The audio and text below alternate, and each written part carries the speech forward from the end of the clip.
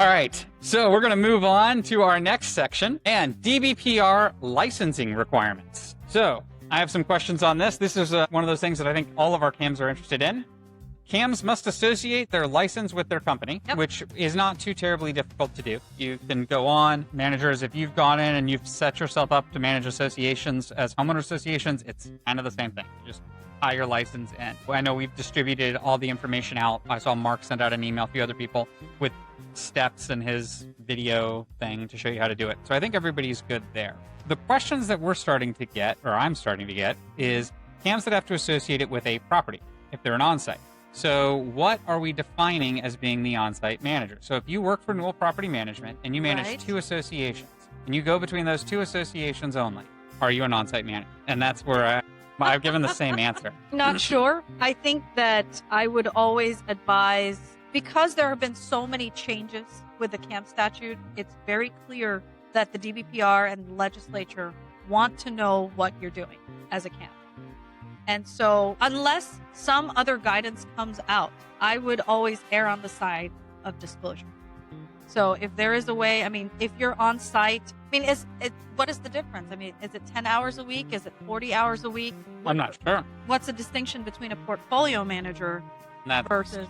And I guess that's the key, is that, so if you manage two associations, you put both in there. You manage 4, you put 4. You manage 8, you put...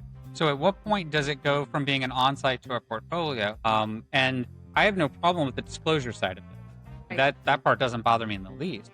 What bothers me is the time that it takes to administrate this. So we have to make sure we have a system in there to administrate that. Right. There is associations that, you have a manager that might leave or you comes or whatever. You have associations right now. Again, a lot of it because of this, we're seeing more associations moving from portfolio to full-time management. That's becoming our new pressure. I think we have 3 or 4 in process right now, where we have 4 portfolio associations that are now requesting full-time on-site managers because of the changes.